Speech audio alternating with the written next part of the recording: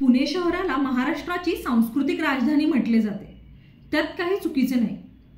कित्येक वर्ष जुना इतिहास, गड किल्ले, त्याचबरोबर या इतिहासाला साजेशी अशी प्राचीन मंदिरे। पुणे शहर पसरलेले असले तरीही ही मंदिरे या शहराच्या वाढत्या गर्दीत देखील अजूनही दिमाखात उभी आहेत। अशाच मंदिरांपैकी काळ्या दगडात बांधलेले त्रिशूल गणपती मंदिर आपण मागच्या व्हिडिओमध्ये पाहिले। त्याबद्दल तुम्हाला माहिती हवी असेल तर तो व्हिडिओ नक्की पहा। या त्रिशूल मंदिरापासून 5 मिनिटांवर असणाऱ्या श्री नागेश्वर मंदिराला आज आपण भेट देणार आहोत। हे मंदिर जवळपास 700 ते 1000 वर्ष जुने असावे असे समजले जाते। तसेच या मंदिरावर मुघलांनी आक्रमण केले होते, याच्या खुणा देखील या ठिकाणी आहेत। पुण्याच्या सोमवार पेठेच्या गर्दीत हे मंदिर आहे। मॅपवर लोकेशन टाकलं तरी आरामात आपण मंदिरापर्यंत पोहोचू शकतो। मंदिराला पुढील तसेच मागील अशा दोन्ही बाजूंनी प्रवेशद्वार आहे।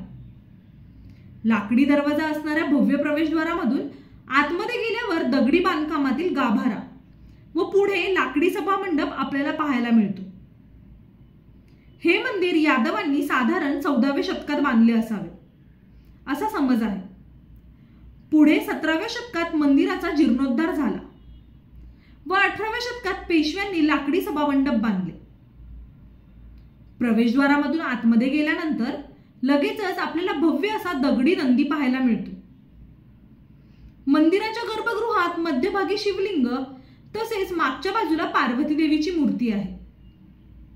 गर्भगृहातून बाहेर आल्यावर गाभाऱ्याच्या छतावर आपल्याला कोरीव काम व नक्षीकाम पाहायला मिळते। या गाभाऱ्यामध्ये आपण ध्यानासाठी बसू शकतो। बाहेरील सभा मंडप हा दुमजली असून बाहेरील बाजूने जिना आहे। या मंडपाच्या खांबावर कोरीव काम जुन्या काळातील दिवे बसवलेले आहेत। तसेच मंडपाच्या छतावर देखील आकर्षक असे नक्षीकाम केलेले आहे। दुसऱ्या मजल्यावर काही पेंटिंग्स देखील आपल्याला पाहायला मिळतात। नागेश्वर मंदिर हे पूर्वाभिमुख असून परिसरात दक्षिणमुखी हनुमान, विष्णू, गणपती, विठ्ठल, रुक्मिणी अशी विविध मंदिरे आहेत। या मंदिरातच पूर्वी एक विहीर होती, परंतु ती आता बंद करण्यात आली आहे। संपूर्ण मंदिर हे उंच तटबंदीने वेढलेले असून आतमध्ये लोकवस्ती देखील आहे। पुणे शहराच्या या गजबजाटामध्ये जर तुम्हाला शांतता अनुभवायची असेल तर या मंदिराला नक्की भेट द्या।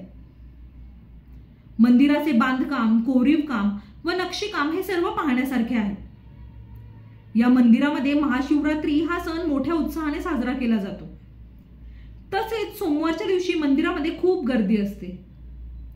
या मंदिराच्या शेजारीच तुळजाभवानी मातेचे लाकडी बांधकामातील सुंदर असे मंदिर आहे। तसेच दुसऱ्या बाजूला काळाराम मंदिर आहे।